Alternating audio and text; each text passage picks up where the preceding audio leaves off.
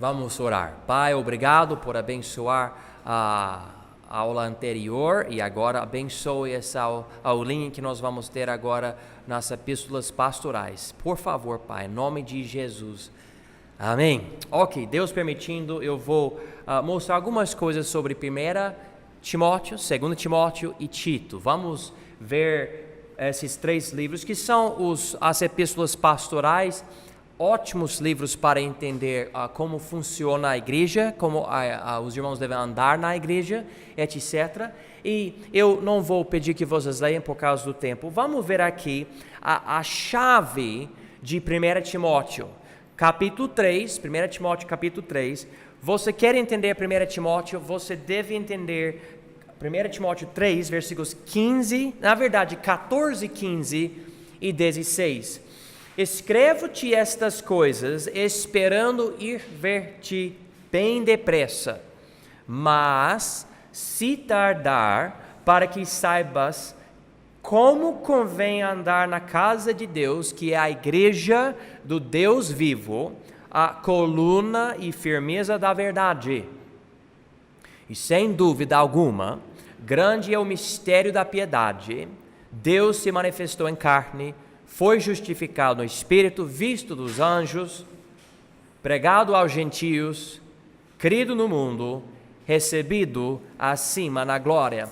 Então, ele escreve aqui em versículo 14, escrevo-te. Então, meu alvo, meu propósito aqui é mostrar para você, Timóteo, que está na cidade de Éfeso, naquela igreja, como você e os irmãos devem andar na igreja. A igreja, ele explica em versículo 15, é a igreja do Deus vivo, a casa de Deus e a coluna e firmeza da verdade.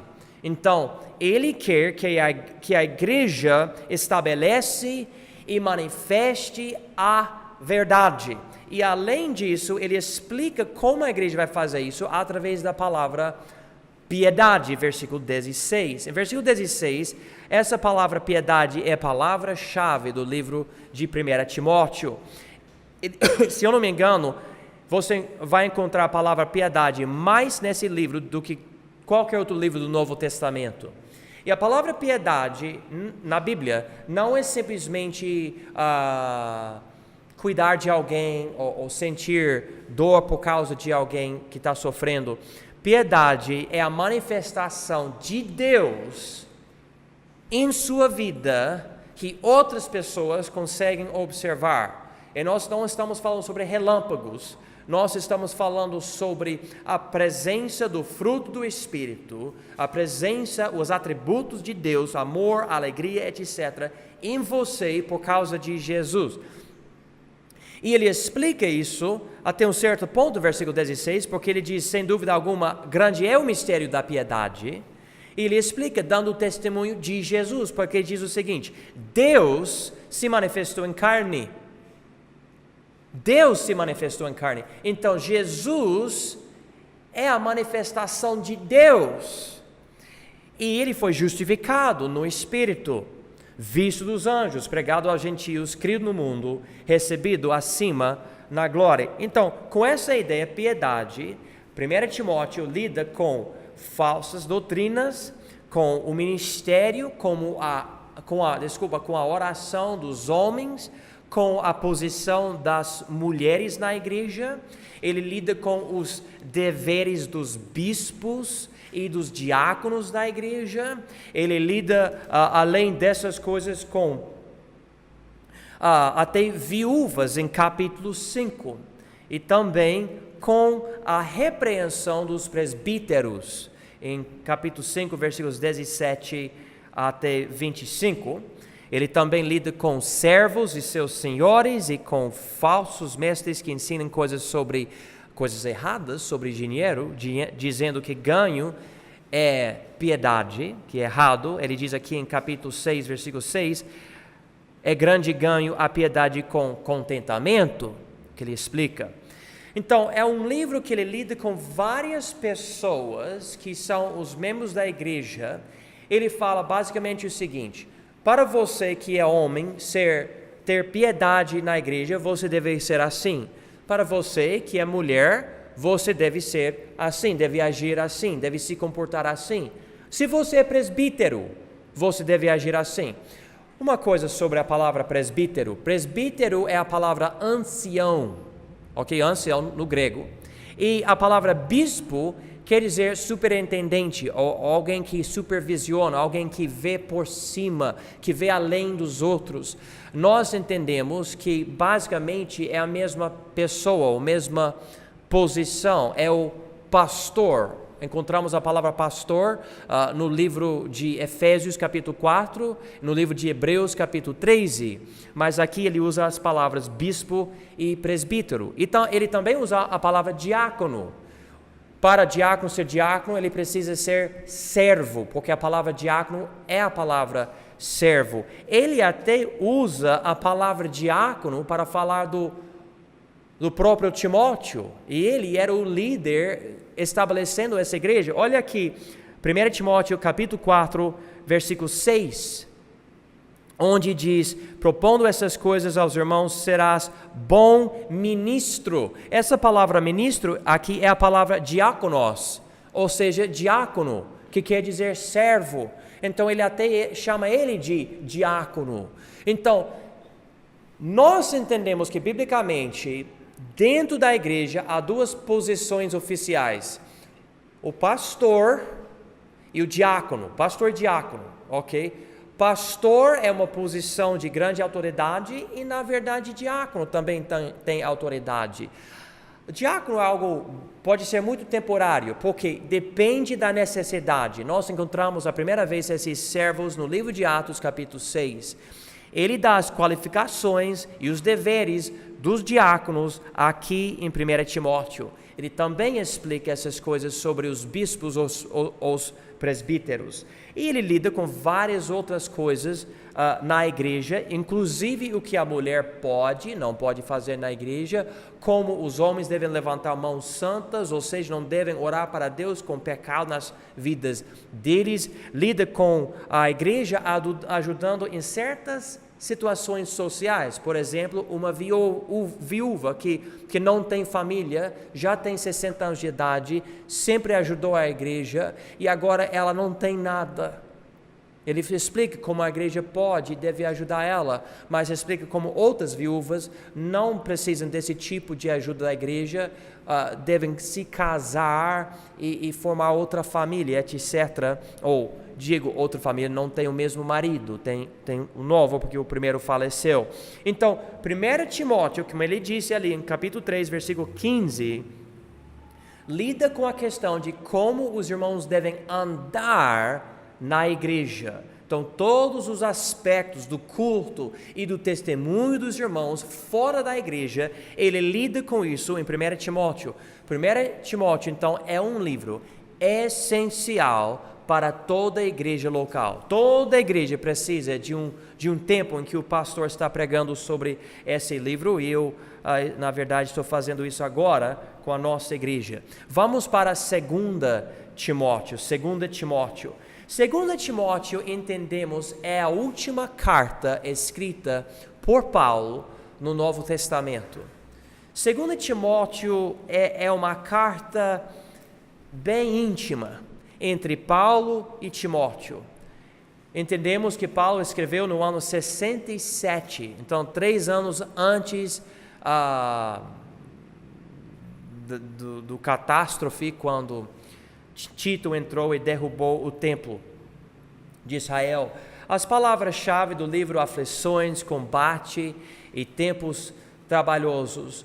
Paulo chegou ao fim da vida dele e ele está agora querendo ver Timóteo mais uma vez, para que, vamos dizer, de uma forma, passar o ministério para Timóteo. Ele observou que Timóteo foi criado muito bem na palavra de Deus. A avó dele passou a fé para a mãe dele, e a mãe dele passou a fé para Timóteo. Timóteo tinha um ótimo testemunho, e agora ele precisava fazer mais no ministério. Paulo estava pensando: eu estou no fim da minha vida, eu vou morrer. Então ele diz aqui em capítulo 1, versículo 7, Porque Deus não nos deu o espírito de temor, mas de fortaleza e de amor e de moderação. Então, Timóteo, se você tem temor, não veio de Deus. Você precisa ter o quê? Moderação, amor e fortaleza. Faça o ministério com coragem. Deus está contigo. Ele explica várias coisas em capítulo 1 e capítulo 2. Veja aqui, versículo 15 de capítulo 2. Procura apresentar-te a Deus aprovado como obreiro que não tem de que se envergonhar, que maneja bem a palavra da verdade. Aqui ele está dizendo, Timóteo, você vai ter que entrar na Bíblia, e você vai ter que ler, e você vai ter que estudar, e você vai ter que poder lidar com as passagens e conseguir dividir nos lugares certos para que você possa explicar aos irmãos. Ele usa essa expressão aqui, maneja bem a palavra da verdade. Grande responsabilidade o pastor tem. E Paulo está falando para Timóteo, você precisa lembrar disso. Vão vir pessoas profanas, falsos doutores, etc. Tem que conhecer a Bíblia. E ele continua aqui capítulo 3 falando sobre os últimos dias. Olha aqui capítulo 3 versículo 1, ele diz, sabe porém isto, que nos últimos dias sobrevirão tempos trabalhosos. E ele começa uma lista aqui de várias pessoas erradas, pecados, etc. Ele está dizendo, olha, você vai ter que lidar com isso. E eu vejo essa lista sendo um pastor, e eu posso dizer com Paulo, é verdade, Paulo, tem que lidar com muita coisa. Eu estava conversando com os meus pais hoje sobre o nosso ministério. Você sabe, meus pais não moram aqui, moram em outro país. E eu estava falando sobre as coisas. Eu lido com tantas coisas no ministério, tantos pecados, até certos pecados eu nem pensei que eu precisaria lidar com essas coisas, mas hoje estou lidando com certas coisas aqui ou ali, e é assim, a Bíblia diz que as coisas vão somente piorar. Podemos ter avivamento, mas no geral é notável, as coisas vão piorar, e Jesus fala sobre isso, e fala que os ímpios vão ficar piores, etc. Então ele está preparando Timóteo para isso. E ele dá a base. Como que você vai ser estabelecido quando você vê o mundo inteiro quebrando em pedaços? Aqui, capítulo 3, versículos 15, 16 e 17. Deixe-me ler. E que desde a tua meninice sabes as sagradas escrituras, que podem fazer-te sábio para a salvação pela fé que há em Cristo Jesus.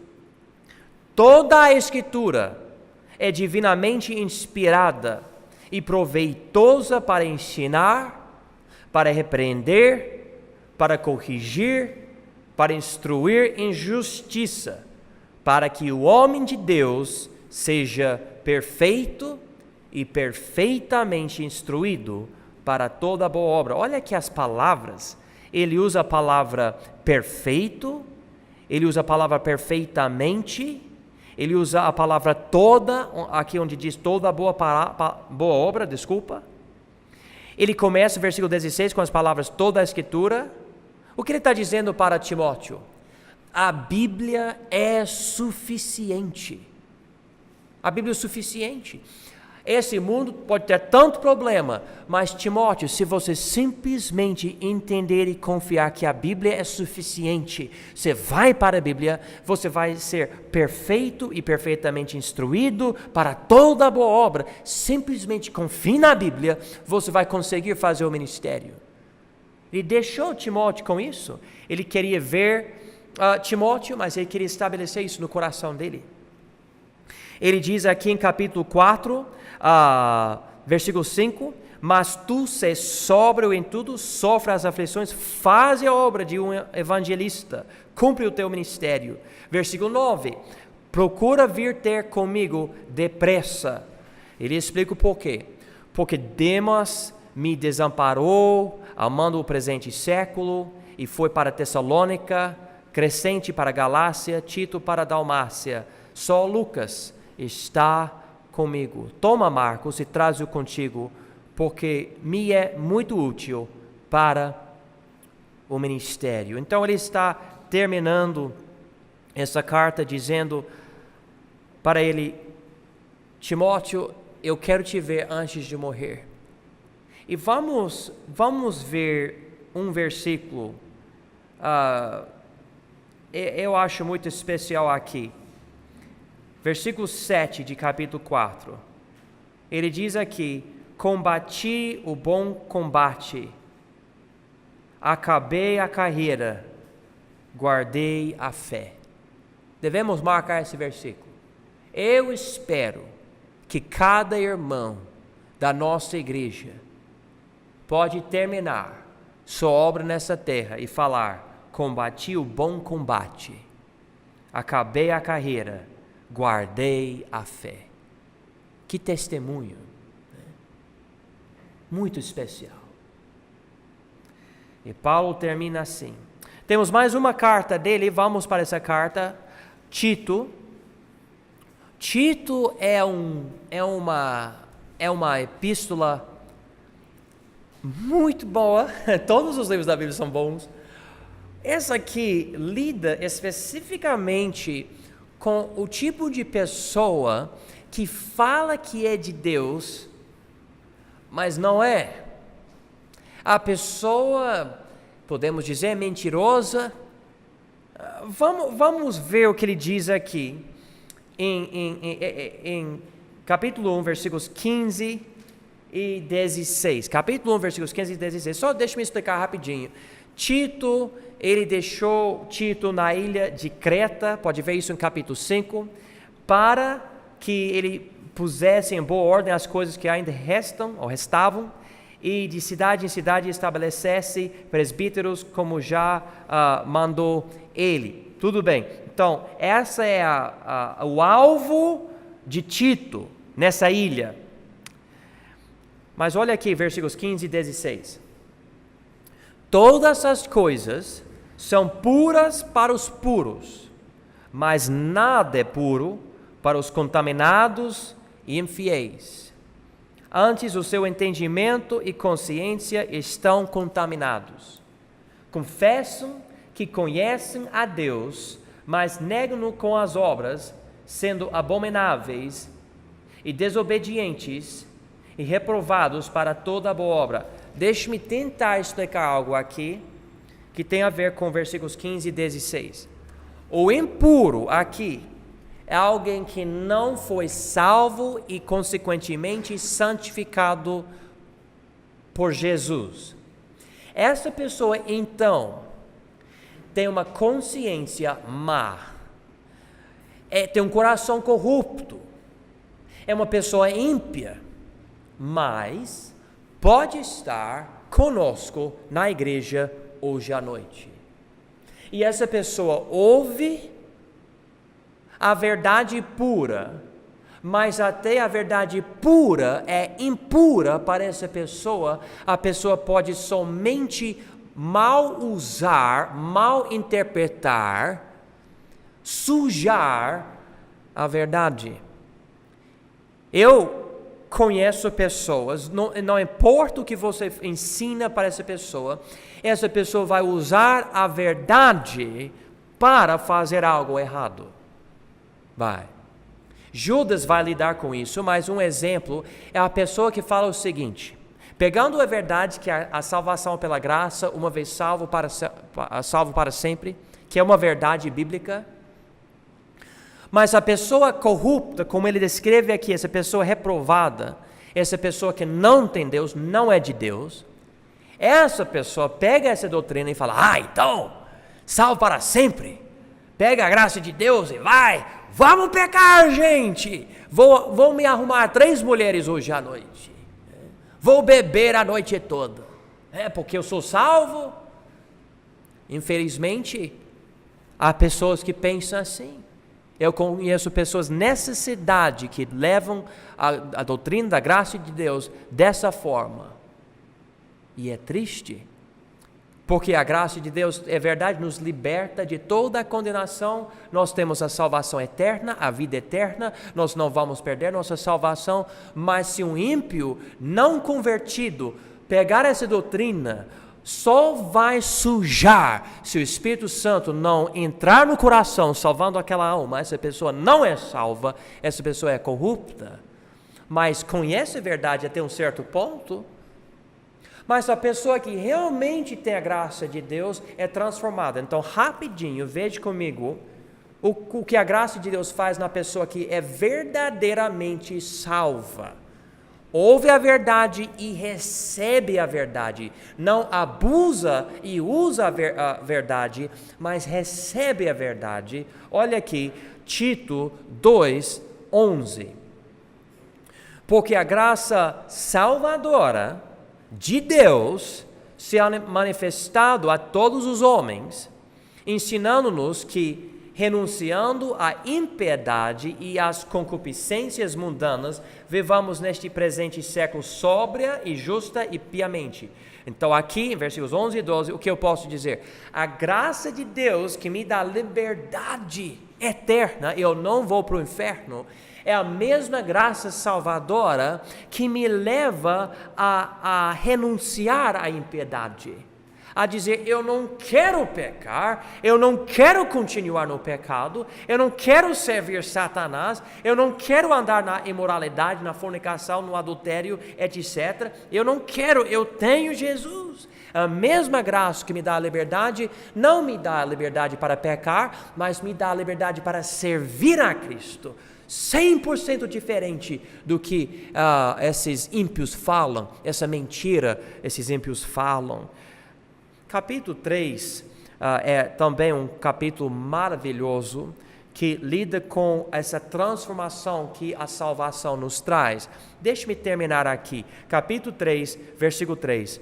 Porque também nós éramos, noutro tempo, insensatos, desobedientes, extraviados, servindo a várias concupiscências e deleites, vivendo em malícia e inveja, odiosos, odiando-nos uns aos outros. Mas quando apareceu a benignidade e amor de Deus, nosso Salvador, para com os homens, não pelas obras de justiça que houvéssemos feito, mas segundo a sua misericórdia, nos salvou pela lavagem da regeneração e da renovação do Espírito Santo, que abundantemente Ele derramou sobre nós por Jesus Cristo nosso Salvador, para que, sendo justificados pela sua graça, sejamos feitos herdeiros segundo a esperança da vida eterna. Amém!